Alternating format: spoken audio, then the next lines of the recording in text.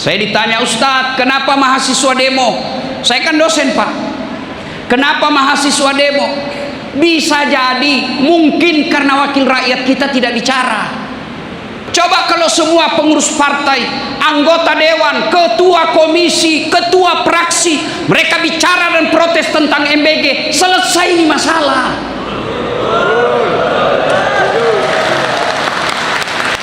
Kenapa mereka tidak bicara? Mereka juga punya dapur. Karena mereka tidak bicara, ya mahasiswa turun. Kalau negara ini kita baik, Pak, pengelolaannya baik, ngapain kita ribut? Jam 4 dini hari tadi, jam 4 tadi, ada 4 golongan manusia. Pertama, masih tidur, jam 4. Yang kedua, belum tidur, gara-gara nonton bola. Yang keempat, sudah bangun nonton bola, kemudian datang di masjid. Kira-kira mana yang berkah? Mana yang berkah?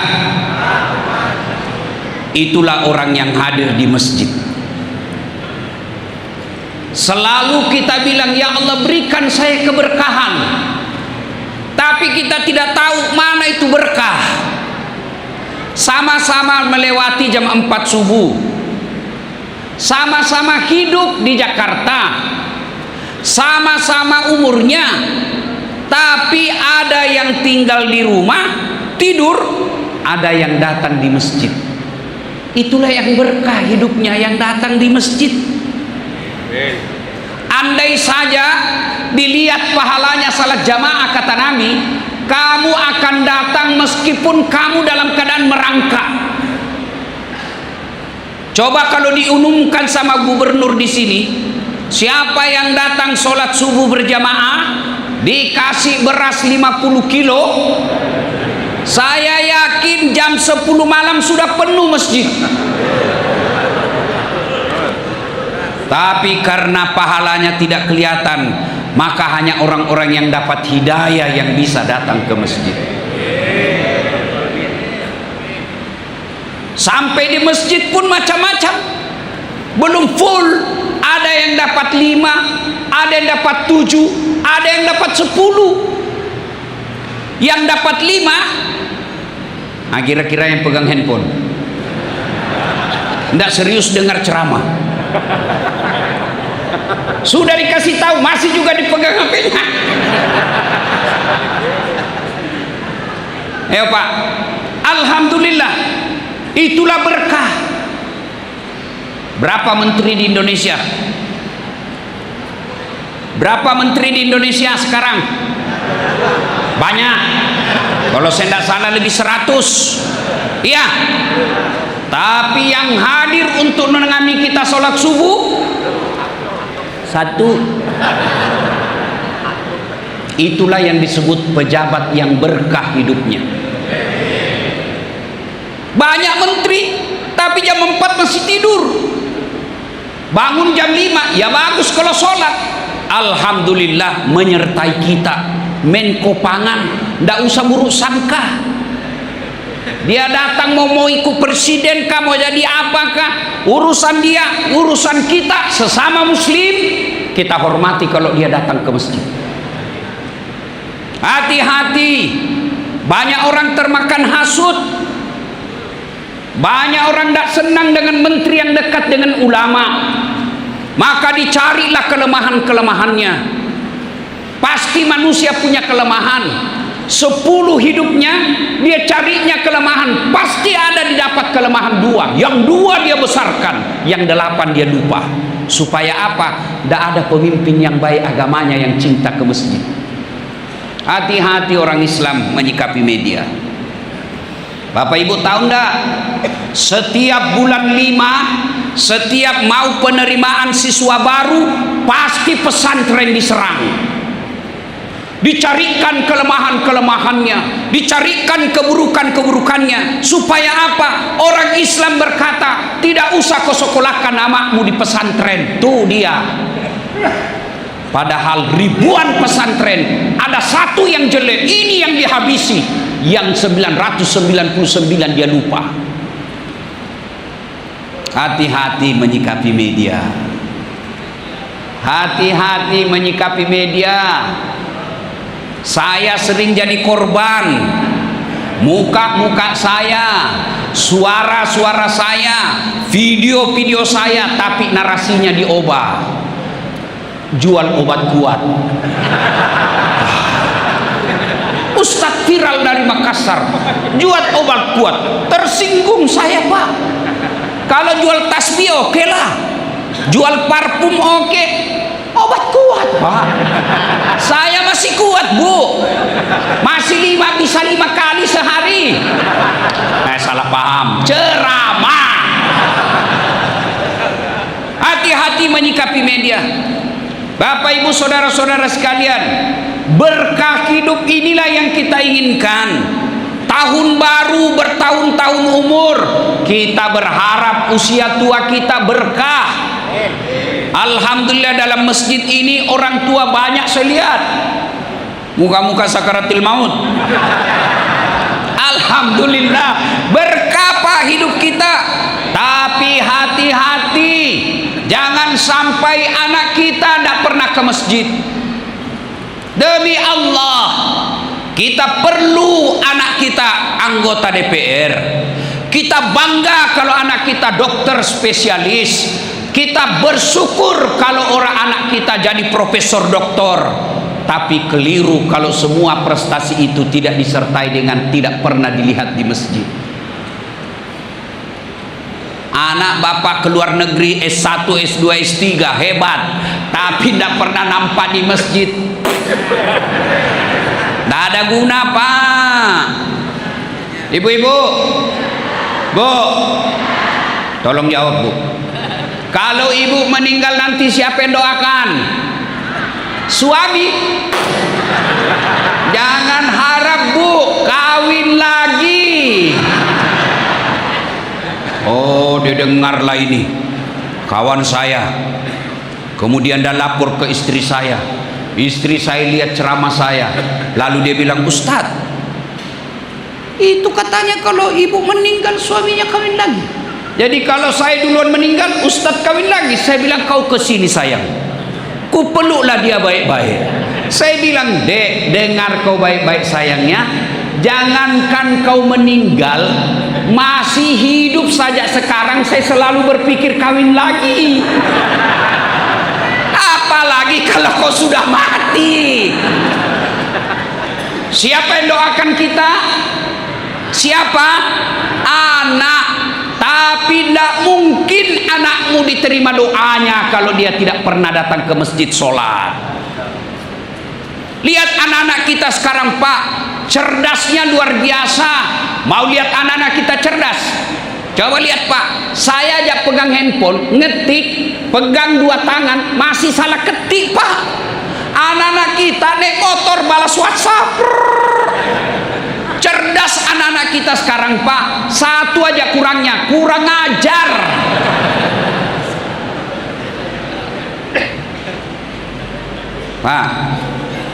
Pak, ini yang sudah tua-tua nih.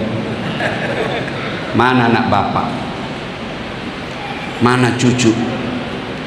Jangan sampai kita sibuk dakwah, sibuk ngajar orang, lupa bangunkan anak di masjid. Hati-hati, Pak. Makin tinggi status kita sebagai mubalik, setan juga mubaliknya yang datang menggoda kita. Hati-hati. Bersyukur meskipun kita tinggal di Jakarta perantau, rumah ngontrak-ngontrak, pindah-pindah alamat karena rumah tidak jelas, tapi ketika subuh anak kita berjamaah ke masjid, maghrib sudah ada di rumah baca Yasin, kemudian lagi pengajian selalu hadir, ada selawatan dia ada di depan memuji-muji Rasul. Itu anak spesial meskipun dia cuma pegawai honor. Daripada dia pemilik dapur MBG, tapi harga 10.000 masih juga dikorupsi. Hati-hati bapaknya, nanti akan dicari. Masa ingat kan kisah Nabi? Ada orang tua periksa sholatnya baik, periksa puasanya baik, periksa sedekahnya cukup, hajinya mabrur, masuk ke surga. Masuklah orang tua ini surga.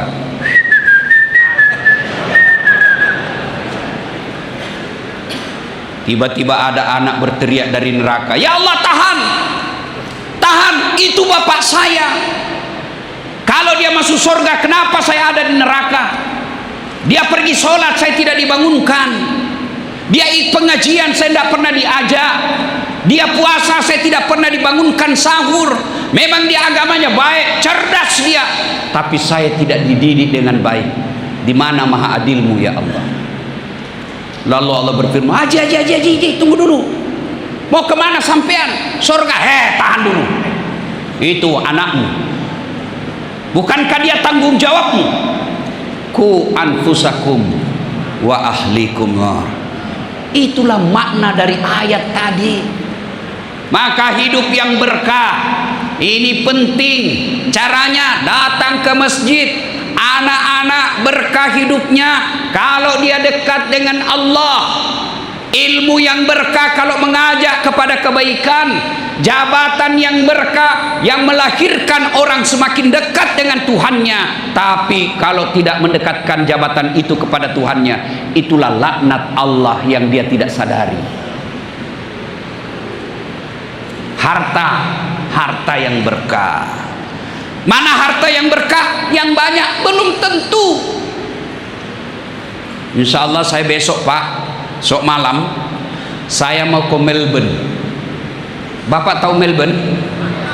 Bau? Bapak tahu? Tahu? Tanah Abang belok kiri, terus ke bandara, terbang ke Australia. Itu ada haji di Indonesia ini, di Jakarta, namanya Haji Yendra Fahmi. Beliau beli kantor polisi di Melbourne Pak. Kantor polisi dibeli. Lalu untuk apa? Mau dijadikan masjid. Besok kami ke sana untuk peletakan batu persama. Dan hebatnya lagi, dia minta supaya masjid itu namanya ibunya. Saya kenal banyak orang kaya di Jakarta Pak. Saya kenal banyak orang triliunan duitnya di Indonesia. Tapi orang yang membeli kantor polisi untuk dijadikan masjid seperti yang hanya satu di Indonesia. Hebatnya lagi, nama ibunya untuk masjid itu. Apa maknanya? Satu, hartanya berkah. Dua, birrul walidain, memuliakan orang tua. Alangkah bahagianya Pak, ketika kita sudah di alam kubur, tapi masjid yang dibangun anak kita ditempati sujud 5 waktu. Pak, harta berkah. Ibu-ibu mau punya harta berkah? Mau? Dengar ini nasihat saya. Ibu-ibu yang kaya tidak usah pakai emas asli. Kenapa?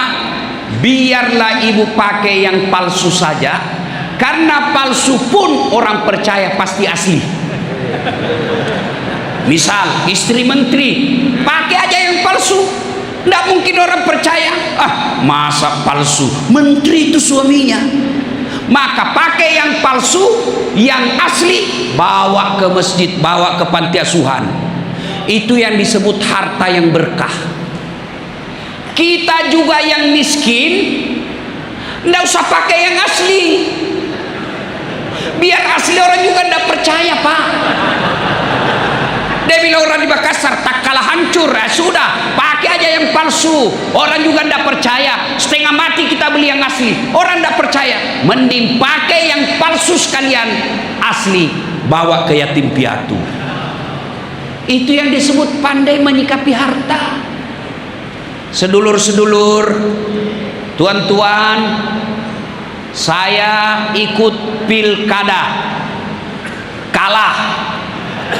Ada pilihan? Ada? Ada Pak, tanding lagi 5 tahun yang akan datang. Bapak Prabowo 4 kali bos. Iya toh, namanya petarung Pak. Ayo, saya merantau ke Tanah Jawa. Di Tanah Jawa tidak enak, moleh rek. Balik lagi, mangan orang mangan, yang penting ngumpul. Iya toh, iya Pak. Saya tidak disenang sama gubernur. Ada pilihan? Ada.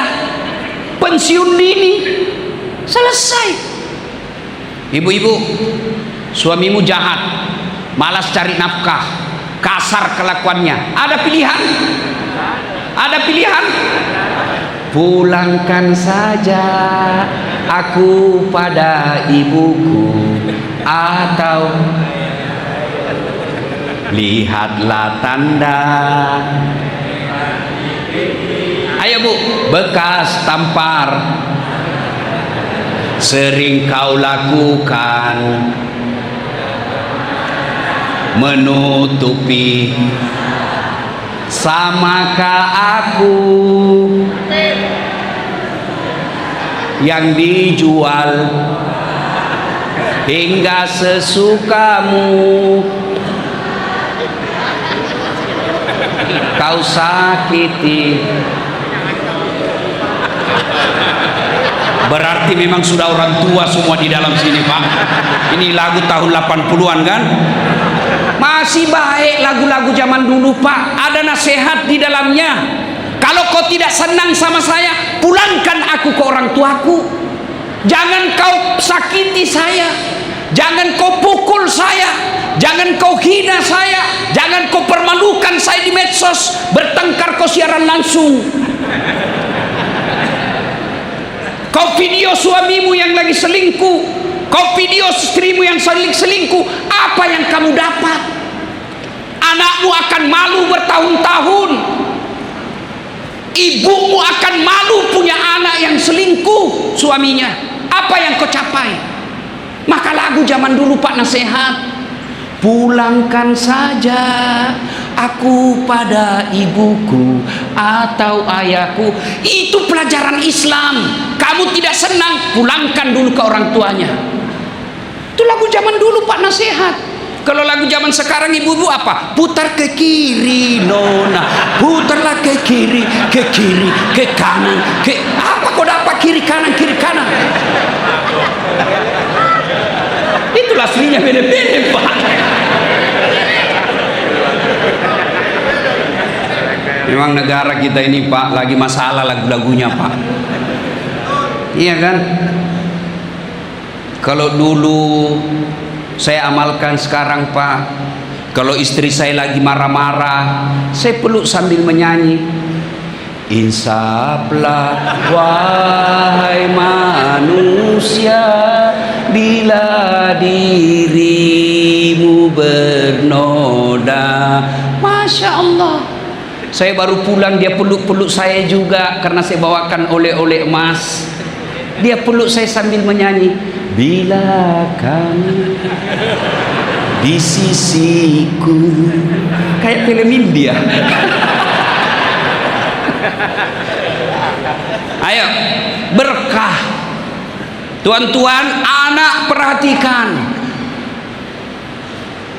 Kemarin saya baca di medsos, ada anak nuntut ibunya. Ibu kandungnya dia tuntut gara-gara apa? Ibunya jual rumahnya. Ibunya jual rumah karena dia marah. Kenapa? Karena selama bapaknya sakit tidak ada anaknya yang mau merawatnya.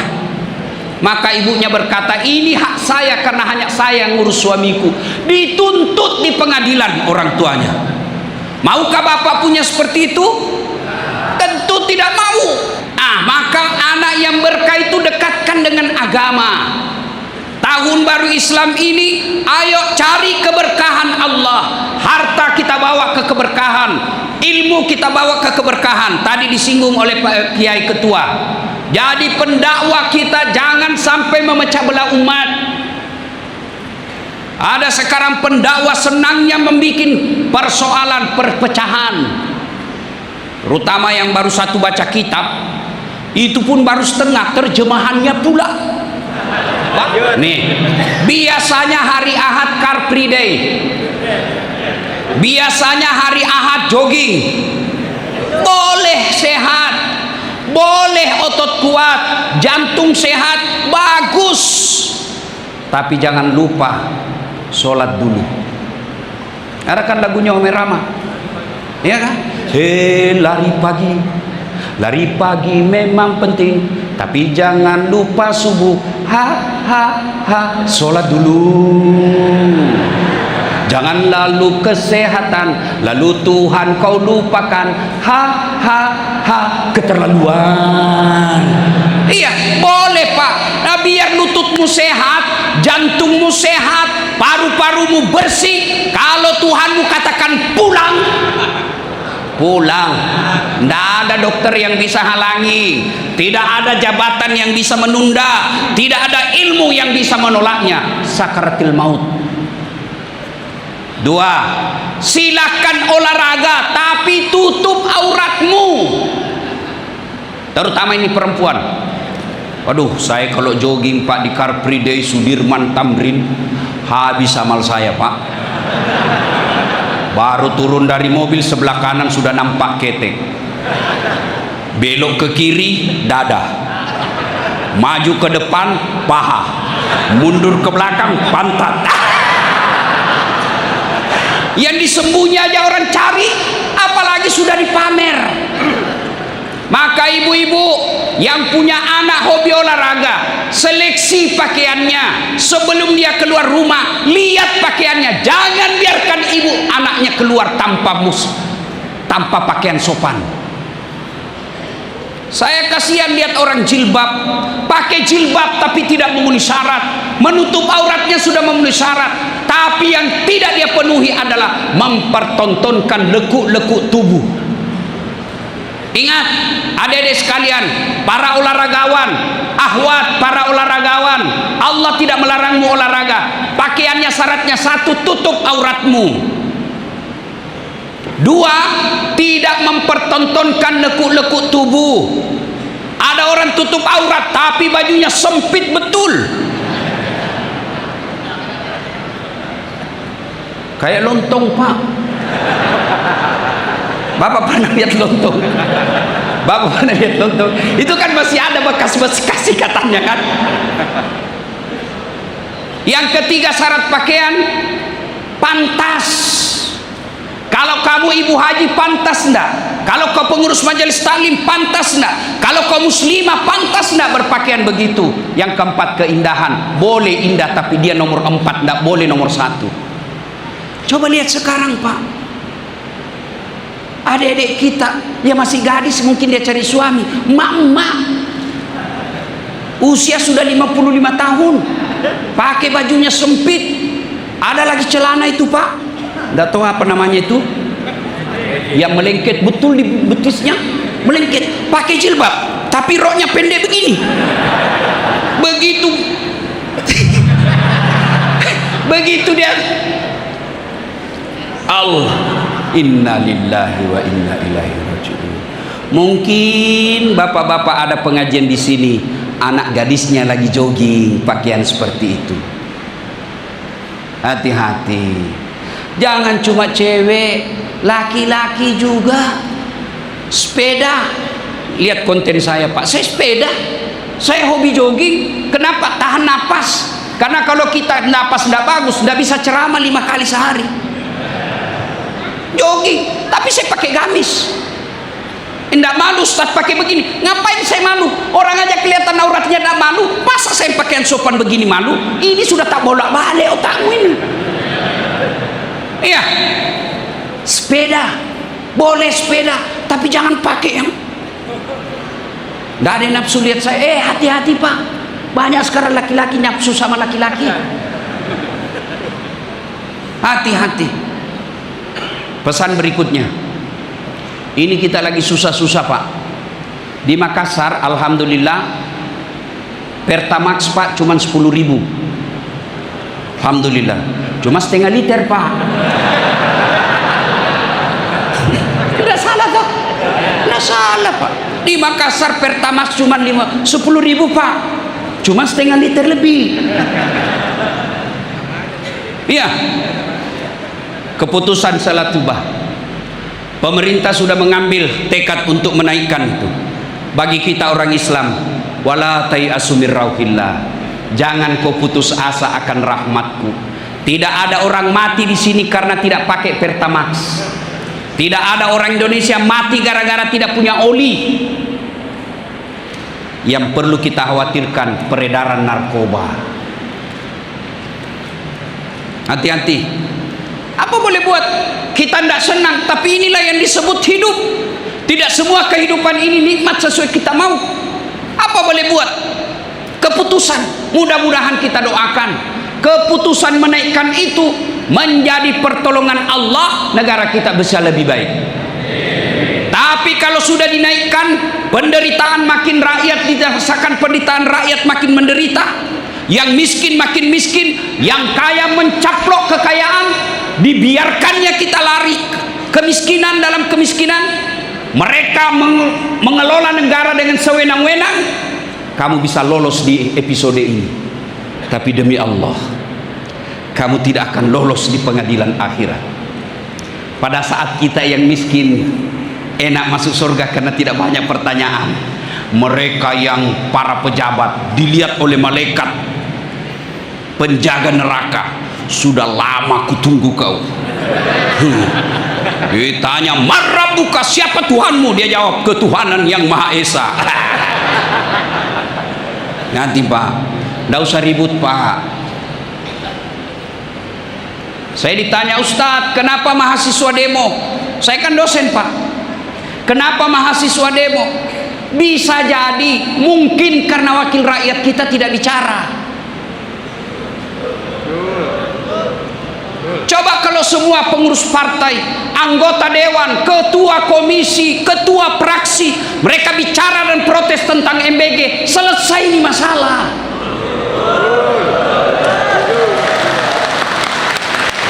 Cuma kan mereka tidak bicara. Kenapa mereka tidak bicara? Mereka juga punya dapur. Karena mereka tidak bicara, ya mahasiswa turun. Kalau negara ini kita baik Pak, pengelolaannya baik, ngapain kita ribut? Saya misalnya selalu gaspol tentang MBG. Kenapa saya bicara begitu? Bukan karena saya benci negara, tapi karena saya cinta negara dalam bentuk koreksi. Tapi kalau mau ngoreksi juga harus punya sopan santun. Boleh enggak kita mengoreksi pemimpin? Boleh. Mana aturannya? Coba lihat kalau berjamaah. Kita wajib ikuti imam. Umat Islam, imam dalam sholat, kalau imam ruku, bapak batal sholatnya kalau bapak langsung sujud. Imam mestinya tahiyat, bapak bilang, saya jenderal, saya naik Allahu Akbar. Batal sholatnya Pak. Jenderal kadia, pengusaha kadia, alim kadia, ikut imam. Kalau imam katakan ruku, ruku. Tapi ketika imam salah, kita koreksi. Cara mengoreksinya, imam salah, mestinya dia ruku, dia sujud. Cara mengoreksinya bukan ditendang, bodoh ini. Enggak Pak, begitu dia salah, bukan didorong pantatnya, beleng-beleng ini. Enggak. Apa yang diucapkan? Apa yang diucapkan? Subhanallah, kita puji Allah. Itu artinya mengoreksi, mulut harus tetap punya adab dan santun. Tapi ketika mengeritik, harus kritik secara konstruktif. Mana itu kritik konstruktif? Contoh, imam terputar, tidak mau selesai bacaannya. Wala antum abiduna ma abud wala ana abidum ma abadtum wala antum abiduna ma abud wala. Bagaimana cara koreksinya?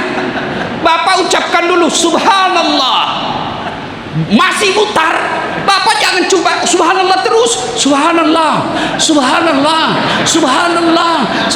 Bingung imam. Maka begitu, subhanallah, imam perhatikan, koreksi, masih salah, maka kita ucapkan lakum dinukum waliyadin. Imam juga kalau sudah bilang lakum dinukum waliyadin, jangan juga bapak masih tegak. Itu artinya antara pengeriti dan yang dikeriti harus punya sama-sama kepekaan sosial. Bapak ibu saudara-saudara sekalian, ingin rasanya berlama-lama, tapi waktu yang terbatas. Bapak pikir saya tukang parkir? Cukup ya. Pesan khusus Bapak Ibu, balik ini perhatikan anak kita, perhatikan anak Pak. Jangan kasih makan uang haram. Uang haram itu uang serangan fajar ketika pilkada. Tapi dia bilang bukan serangan fajar ini Ustaz, ini sedekah subuh. 2, kasih contoh yang baik. 3, hindari dari lingkungan maksiat. 4, doakan. Pak, pasti kita mati Pak, pasti. Yang bisa menyelamatkan kita di kubur kelak anak yang soleh dan soleha. Caranya itu tadi, beri makan yang halal, kasih contoh, kasih nama yang baik, doakan. Doanya ringkas, Allahumma rabbi habli minas sholihin. Demikian usikum wa nafsi bitaqwallah fastabiqul khairat. Assalamualaikum warahmatullahi wabarakatuh.